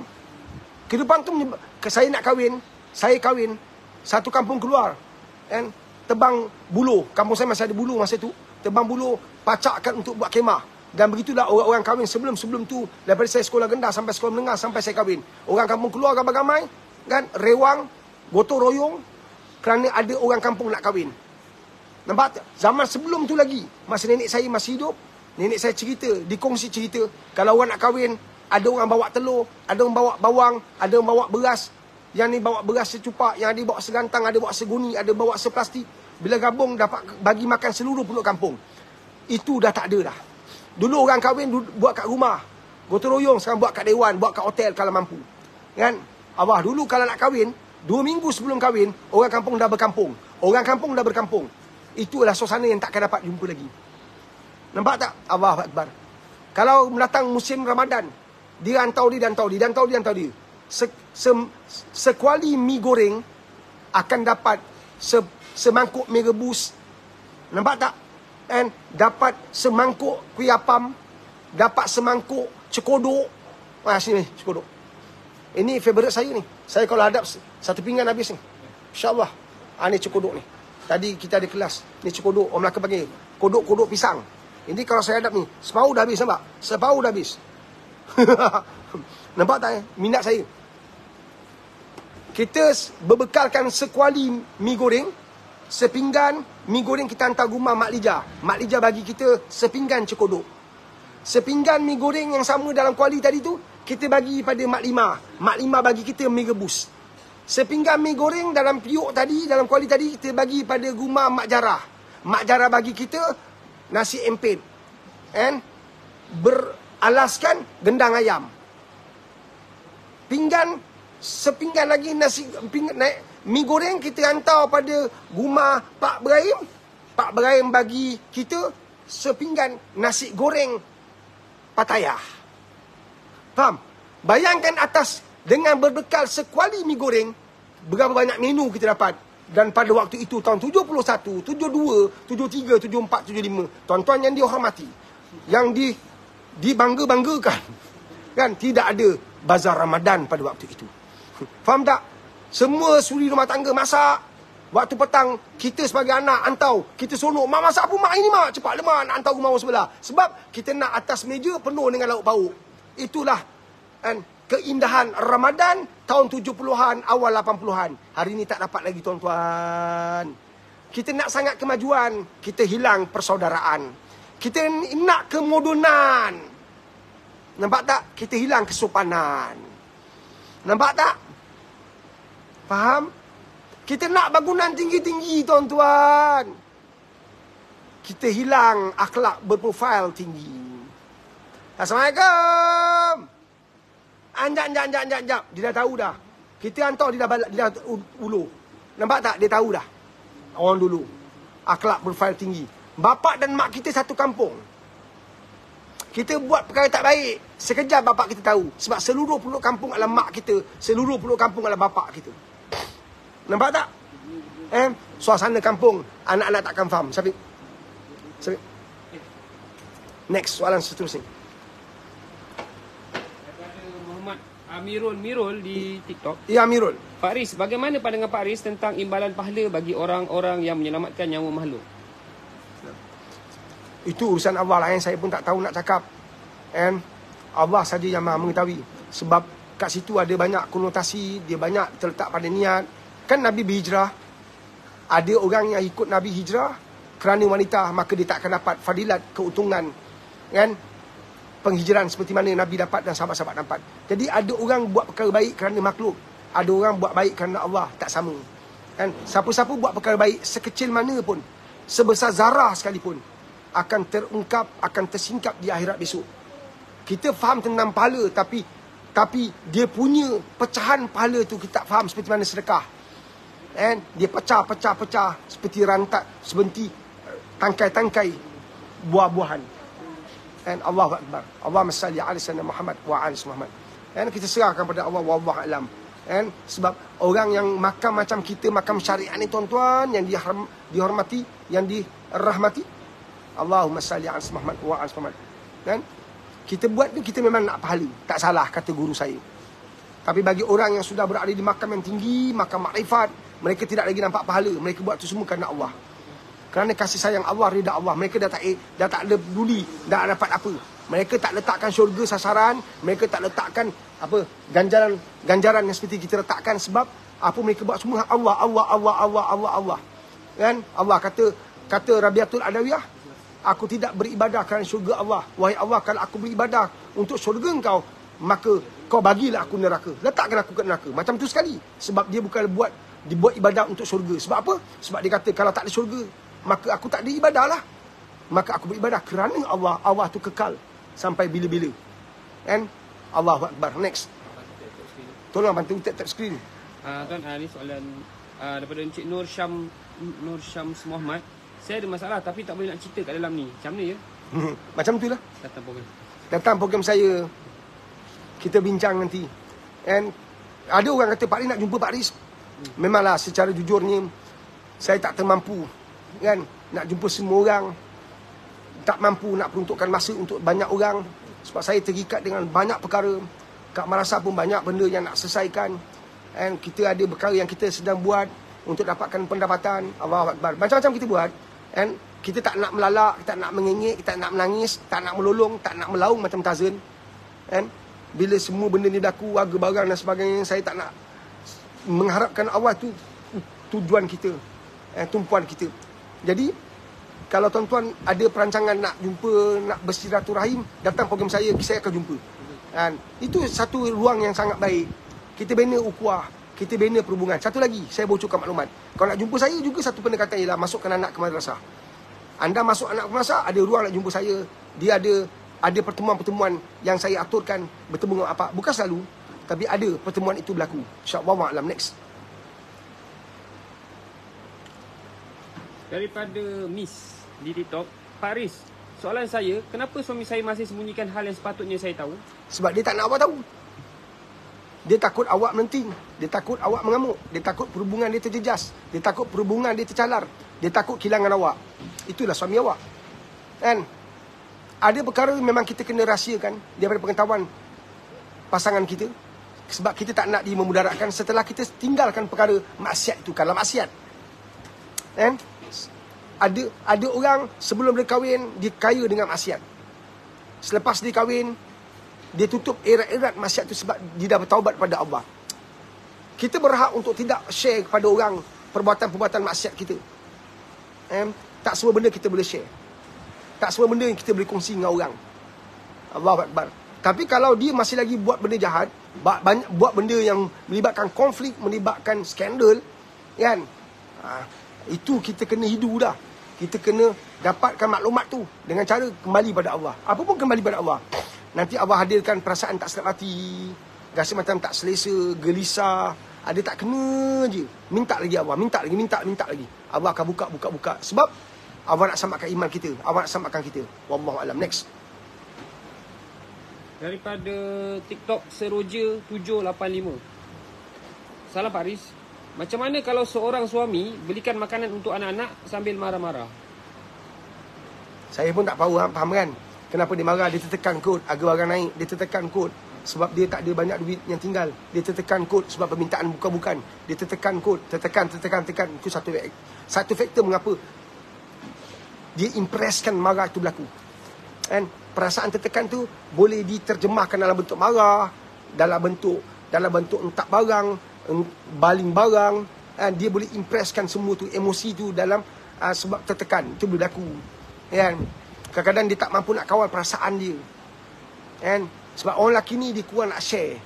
Bila dia kurang nak share, maka dia simpan. Tu jadi gila, tu jadi hang, tu jadi tertekan. And tu yang jadi pembunuh, tu yang jadi kan accident sikit je tertalar dia. Dia keluar kereta, dia baling pam, dia hentam. Dengan dia dah bawa kayu softball, dia bawa kayu hoki, dia bawa pisau, dia bawa parang saja dalam kereta. Dia tak fikir panjang, dia buka pum, mati. Nampak tak? Ni semua adalah gambaran kepada satu perasaan yang tak dapat diluahkan. Tekanan yang tersimpan begitu lama. Tekanan dalam keluarga, tekanan anak-anak, tekanan kerja, tekanan dengan kawan, dengan jiran, dengan orang sekitar, keuangan, hutang. Dan sebab itulah saya mengharapkan dengan live seperti ini, saya boleh meredakan semua ketegangan itu dengan izin Allah. Dengan menjawab soalan-soalan yang saya boleh jawab, yang tak ada juga yang saya tak boleh jawab. Faham tak? Ada macam tadi sahabat kita katakan, dia tak boleh. Anda boleh PM kita atau DM. Kan? Tapi kita bina dah silaturahim. Bina perhubungan. Datanglah program kita. Kita bicara 24/12. Bila Pak Riz? 24/12. Bila? Tahun ni. Kat mana? Di Setia City Convention Center Setia Alam. Kat mana tu? Selangor. Di sekitar Shah Alam. Penghujung Shah Alam tu. Kan? Allahu Akbar. Sebab alam-alam tu Shah Alam tu. Kan? Allahumma salli ala sayyidina Muhammad wa ala sayyidina Muhammad. Next. Daripada TikTok Azinda Indah, perkahwinan janda dan duda masing-masing ada anak, tetapi sekarang ni tersepit antara anak dan suami. Bukan. Sebab tu saya kata, tak kira kamu ni duda ke atau janda ke, bila berkahwin dah ada anak, kena clearkan awal-awal sebelum perkahwinan. Rakam pengakuan. Bila ada konflik, hantar balik mesej tu. Nampak tak? Ini adalah pendekatan teknik yang sepatutnya kita usahakan. Sebab terlalu banyak orang berkahwin, dia minat kat janda tu, tapi dia tak boleh terima anak janda tu. Nampak tak? Maka dia kata, awak hantarlah anak awak pergi suami awak. Suami pula jenis tak bertanggungjawab. Suami pula adalah jenis touch and go. Kan? Sana betina, sana betina, sana betina. Dia ada anak pun dia tak jaga. Maka si isteri yang baik orang dia, kan, telah dinanyai, telah dizalimi. Akhirnya kahwin dengan seorang duda. Duda pun sapu hawa juga. Kan? Level sama juga. Nak perempuan tapi tak nak anak orang tu. Ini tak bertanggungjawab pada semua janda. Pada semua balu. Pada semua orang yang telah bercerai. Ini pesan ikhlas saya seorang lelaki kepada anda. Kalau anda nak kahwin dengan siapa pun, lelaki yang handsome tak semesti baik. Lelaki baik tak semesti handsome. Tapi bonus kalau dia handsome, dia baik. Dia ada berjawatan, dia ada kedudukan. Paling penting, wahai wanita, pilihlah lelaki yang bakal bergelar suami anda, yang boleh terima anak-anak anda, yang boleh terima kehidupan anda, yang boleh terima anda seadanya, boleh terima kekurangan anda, boleh terima ketidaksempurnaan anda, boleh terima keluarga anda. Bukan senang. Maka lebih baik jangan. Tak dapat, jangan fight. Tak jumpa lagi, jangan fight. Sebab rezeki, jodoh, pertemuan, perpisahan, kematian, semua telah Allah tetapkan. No need to fight. No need to fight. And dia akan datang sendiri. InsyaAllah. Doa jangan putus. Wahai Allah, kau ketemukan aku dengan seorang lelaki yang boleh terima aku dengan yang serba-serbi kurang. Yang boleh terima anak-anak aku, kerana perkahwinan nantinya kalau kau takdirkan, aku tak mau berpisah dengan anak-anak aku. Jadilah seorang ibu yang bertanggungjawab. Jadilah ibu yang beramanah. Jadilah ibu yang ada belas ihsan. Jadilah ibu yang ada kasih sayang. Jadilah ibu yang tak terputus silaturahim, perhubungan dengan anak-anak. Jagalah dia. Peganglah dia. Peluklah dia. Kerana pada, bukan pandangan saya, pengalaman saya, handle kes-kes remaja, majority datang pada broken family, datang pada mak bapak yang gagal urus anak dengan baik. Tak kurang juga yang masih bersuami isteri tapi gagal didik anak dengan kasih sayang. Akhirnya anak mencari kasih dan sayang di tempat yang salah, pada orang yang salah. 24 dan 12. Saya nak tarbiyah, saya nak bimbing, saya nak kongsi. Jom datang. Sebab ini bukan perkara yang boleh gurau-gurau dibawa main. Anda menangis, orang tak akan menangis untuk anda. Percaya, seperti mana anda tak menangis untuk orang lain. Jangan salahkan orang bila anda jatuh, orang tak simpati. Kerana anda juga sudah mati simpati ketika ramai orang yang jatuh, yang tersungkur. Faham ke faham? Wallahu alam. Next. Bantu kita tap screen sahabat-sahabat. Jadi sama pasal yang handsome tu kan. Okey. Kedai Cik Su, nak cari yang handsome, baik, kaya, beragama, carilah dalam drama TV pukul 7. Drama TV. Pelakon tu sendiri pun tak dapat isteri yang dia nak. Pelakon wanita tu pun kahwin cerai. Contohlah pelakon-pelakon. Jadi jangan sama sekali menjadikan artis sebagai contoh. Menjadikan cerita sebagai pengajaran tu okey. Tapi menjadikan artis sebagai contoh tu pembohongan. Faham Jangan jadikan artis contoh tapi jadikan Nabi contoh. Jangan jadikan artis contoh tapi jadikan sahabat contoh. Faham tak? Jangan jadikan artis contoh tapi jadikan ulama-ulama sebagai contoh, insya-Allah. Kita akan berjaya dunia akhirat. Wallahu alam. Next. Betul puan itu betul. Puan cakap tu betul. Tap screen bantu kita. Okey, daripada TikTok Muhammad Nur Silan, Pak Aris, macam mana Pak Aris kalau kita asyik ber-TikTok, masa kerja pun kita ber-TikTok? Tak apa. Jangan lupa bawa masukkan handphone tu dalam kubur. Minta Tok Imam tinggalkan wasiat. Tok Imam, saya terlalu mencintai TikTok, terlalu menyayangi iPhone saya, maka pastikan iPhone tu terlekat kat tangan saya ketika saya dikapankan. Boleh, tak apa. Nanti bila malaikat muka nanti tanya, baca Quran tak? Tak sempat, main TikTok. Ada zikir tak? Tak sempat, main TikTok. Kan? Ada tolong orang kiri kanan depan belakang, tak sempat, main TikTok. Mungkin anda akan dijamukan dengan jamuan-jamuan yang istimewa di alam bazar tu nanti. Sahabat, surah Wal-As. Demi masa sesungguh manusia itu dalam kerugian. Kenapa Allah tak kata demi masa sesungguh manusia itu dalam keuntungan? Nampak tak? Allah sebut kerugian. Sebab sebahagian besar manusia akhir zaman khususnya memang benar-benar rugi. Benar-benar rugi. Anda sudah umur 40 tahun, ulang-alik ke pejabat tapi tak masuk masjid. Anda dah umur 50 tahun, kan? Allahu Akbar. Terlalu banyak anda tengok apa yang ada dalam handphone tapi tak sempat nak selak helaian-helaian Al-Quran. Anda dah bekerja berbelas tahun, kat pejabat banyak bercakap, ruginya. Sedangkan mulut yang sama anda boleh berzikir.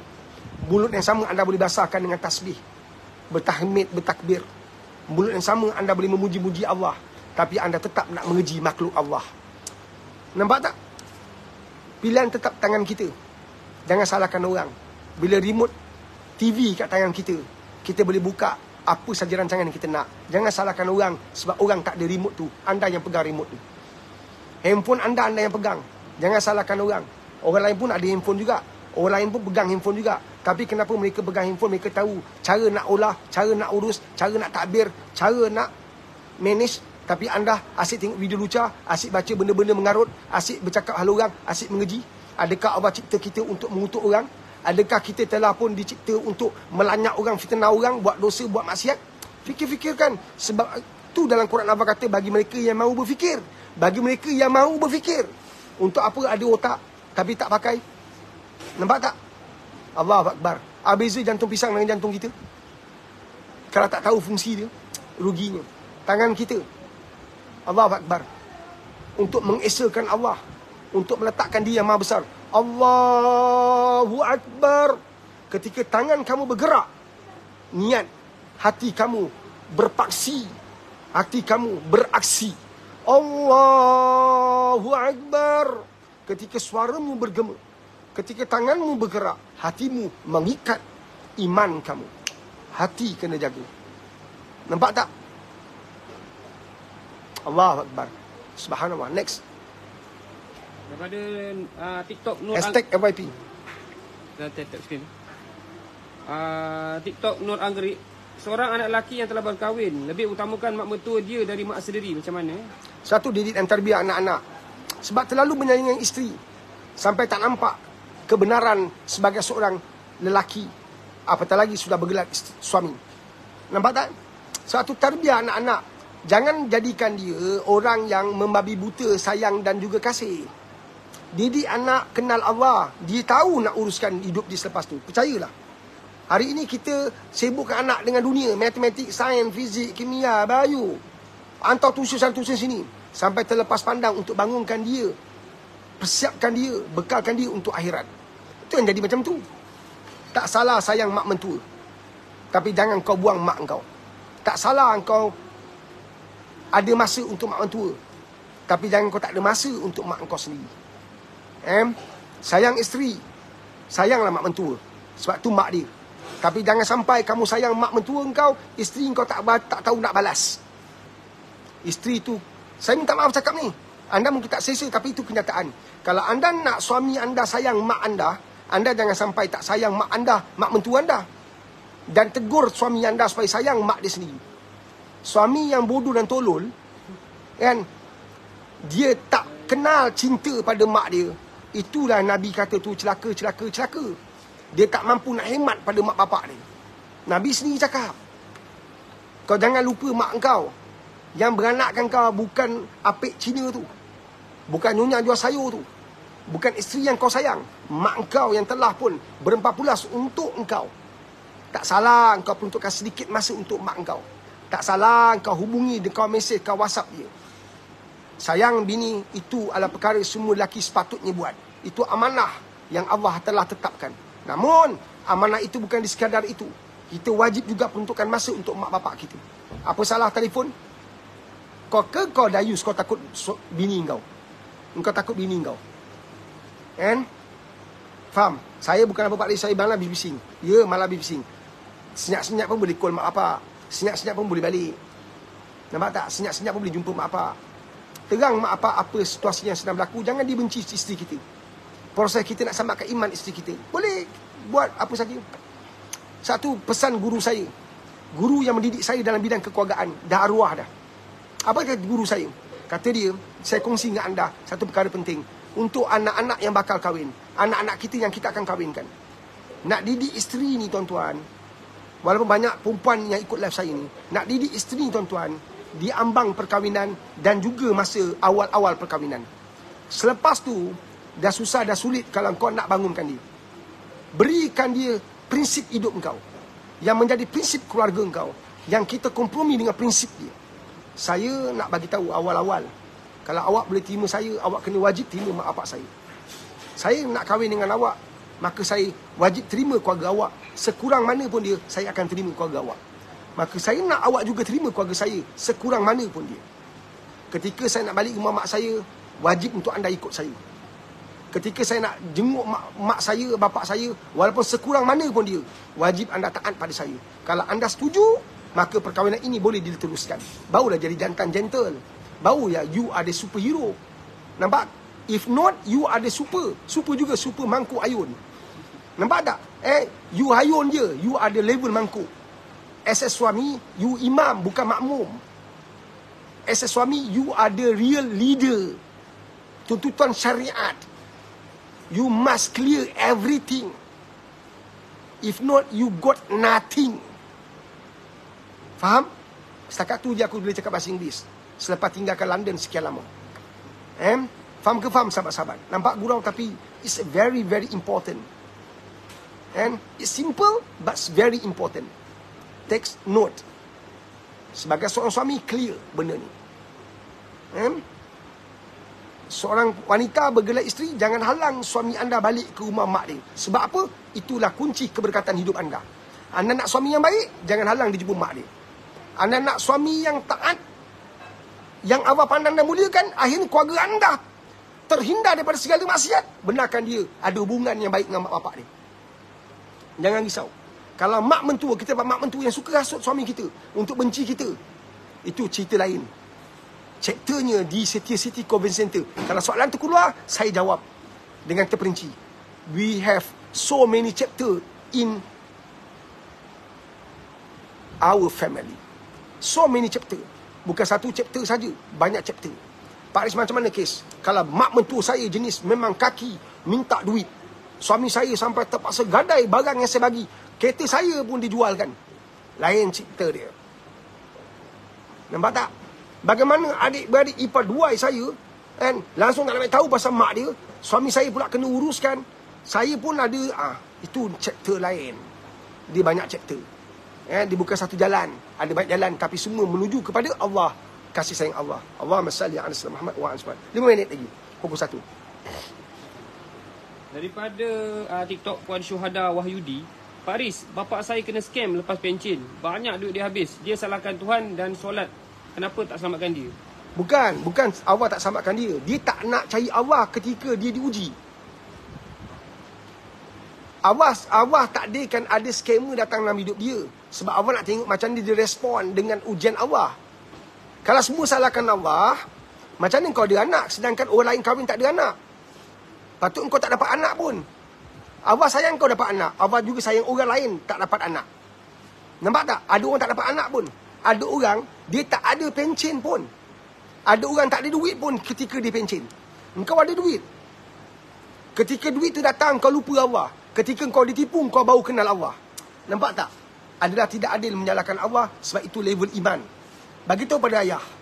Ayah, lebih baik ayah hilang duit ni daripada ayah hilang iman. Ayah saya sakit.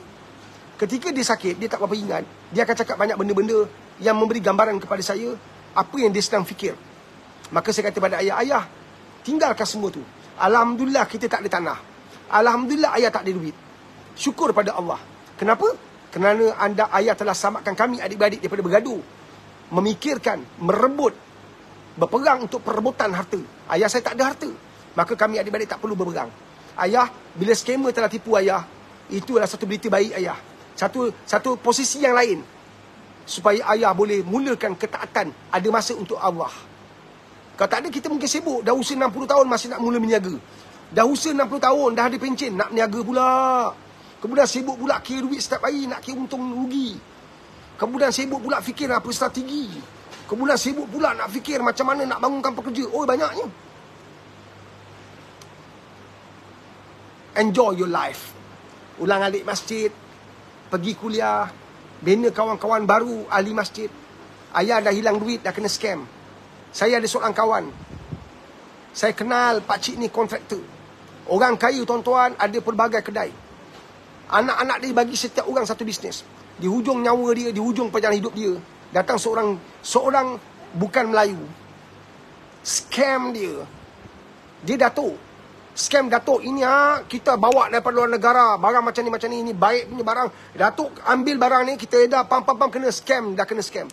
Di penghujung usia dia, habis duit dia. Habis duit dia. Kedai anak dia pun habis. Saya tak sempat jumpa dia, saya dapat tahu selepas dia meninggal. Nampak tak? Ada orang Allah bagi di ujian, dia tak nampak macam mana kasih sayang Allah. Dia nampak dia benci Allah. Rugi kita. Apa saja yang berlaku, dia tetap bersama dengan kasih sayang Allah. Ujian datang bersama rahmat Allah. Ujian datang bersama kasih sayang Allah. Ini Allah ni. Allah. Nampak tak ya? Jadi sampaikan salam saya pada ayah kamu. Bagi tahu ayah, alhamdulillah setiap ujian tu ialah kasih sayang Allah. Kalau ayah kaya berjaya, mungkin ayah lupa masjid, mungkin ayah lupa Allah, mungkin ayah akan lalai, mungkin ayah akan leka. Ayah, ini saja rezeki yang kita ada. Di penghujung usia ayah, kan, Allah nak rezeki ini saja berteman dengan ayah, supaya di akhirat, supaya dalam kubur tidak disalahkan, tidak dibebankan, tak ada berlaku perebutan anak-anak tentang harta yang banyak nak direbut ni. Wallahu a'lam. Man, subhanallah. Apa saja berlaku, tangan kita, bukan Allah. Allah benarkan itu berlaku, tapi Allah telah bagi akal dan hati untuk kita fikir dan tafsir, mentapis menepis. Nampak tak? Kalau benda lain kita boleh fikir, kenapa ini tak boleh fikir? Sebab kita terlalu gairah dengan nikmat dunia, terlalu nak kaya, terlalu rakus dengan keuntungan dunia, nak sangat berjaya. Termasuk diri saya doakan untuk semua, termasuk diri saya. Mudah-mudahan Allah rahmati kita, Allah berkati kita, Allah selamatkan iman kita. Saya memang tak banyak masa nak jawab, dan sebab sekarang masuk waktu dah awal 18 minit. Jadi saya minta maaf, saya kena berhenti kat sini. Sekali lagi, saya mengalu-alukan anda semua buat satu keputusan yang bijaksana, kan, untuk hadir ke program Pak Riz di Setia City Convention Center 24 dan 12 ni, program keluarga. InsyaAllah tuan-tuan, anda dijamukan dengan program yang tak pernah anda lihat, anda disajikan. Sebab kita sentiasa buat R&D, kan, untuk program-program berbentuk kekeluargaan. Allahu Akbar. Dengan tempat yang sangat eksklusif, ilmu yang sangat eksklusif, baliklah nanti dengan keuntungan yang berlipat kali ganda, insya-Allah. Dan program kita nanti kita akan sambung dengan live seperti ini selepas habis program. Setiap hari kita buat live, insya-Allah. Tuan-tuan, saya undur diri 24/12. Jangan lupa daftar. Sahabat-sahabat saya di TikTok ada kat situ, nampak Pak Aris Motivasi. Tekan, dapat kat situ ada keluar bio, nombor telefon semua. Tekan nombor telefon, ambil nombor telefon tu, call kita atau WhatsApp kita dan sebagainya. InsyaAllah pada sahabat-sahabat saya di medium ini, di platform ni, ada nombor telefon telah bagi mana anda teruskan, insyaAllah. And di Facebook saya dah kata kan, apa dia, harga barang naik sampai kita terpaksa petik kan pucuk ubi. Faham tak? Apa pun masih ada rezeki, insyaAllah. Saya undur diri. Saya Pak Aris daripada Madrasah Tahfiz Al-Quran Baitul Arabiah. Kalau ada anak nak masuk madrasah, daftar sekarang, jangan tangguh. And kita akan buka ruang ni dan sehinggalah cukup angka yang kita telah tetapkan. Berapa saya tak kongsi dengan anda. Cukup, kita akan buka lagi, insyaAllah. Terima kasih semua.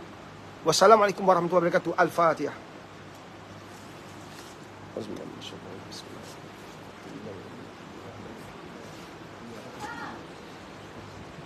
Okey, Alhamdulillah kita telah pun sampai ke penghujung live bersama dengan Pak Aris. Terima kasih kepada tuan-tuan dan puan kerana sudi meluangkan masa anda untuk sama-sama kita mempelajari ilmu kekeluargaan bersama dengan Pak Aris. Walaupun kita hanya bertemu di dalam medium online saja, namun begitu insya-Allah pastinya banyak ilmu yang Pak Aris kongsikan dengan kita semua, insya-Allah. Dan pastikan tuan-puan, aura ni bukan terhenti setakat ini saja, tapi kita panjangkan pada 24 Disember 2023 bertempat di mana? Di Setia City Convention Center, Setia Alam Selangor, di negeri Selangor, tuan-tuan dan puan. Jadi jom sama-sama kita bawalah, kita carilah sedikit masa, kan, ruang peluang untuk kita bawa keluarga kita bersama-sama, kita penuhkan Dewan Seminar Setia City Convention Center pada 24 Disember ini untuk kita bertemu dengan Pak Aris dan kita mempelajari ilmu kekeluargaan bersama dengan Pak Aris. Saya difahamkan banyak ilmu-ilmu yang Pak Aris nak kongsikan. Anda boleh bertanya soalan.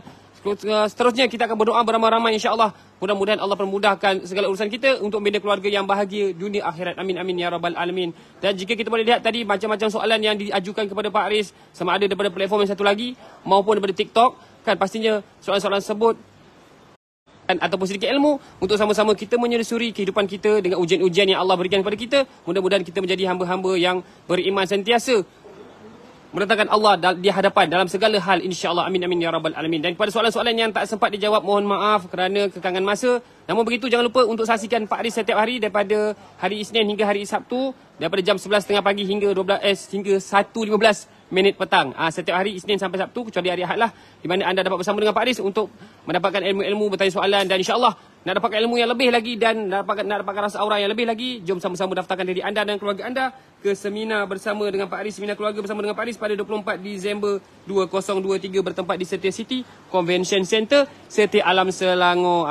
InsyaAllah mudah-mudahan dipermudahkan. Informasi lanjut anda boleh dapatkan di profil di Pak Aris Motivasi ada, TikTok profil TikTok Pak Aris Gallery ada, ataupun di profil TikTok staff Pak Aris. InsyaAllah kami akan memberikan anda penerangan bagaimana cara-cara untuk menyertai seminar bersama dengan Pak Aris. Jom sama-sama kita tempas sekarang, kita booking sekarang. Mudah-mudahan kita dapat berkumpul pada 24 Disember ini bersama-sama mempelajari ilmu kekeluargaan bersama-sama dengan Pak Aris, insya-Allah. Amin amin ya rabbal alamin. Dan kepada anda juga yang ingin menyumbang untuk Madrasah Pak Aris, boleh berhubung dengan kami juga. Kepada anda yang ingin mendapatkan produk juga daripada Pak Aris, iaitu produk Pak Aris Coffee, boleh berhubung dengan kami.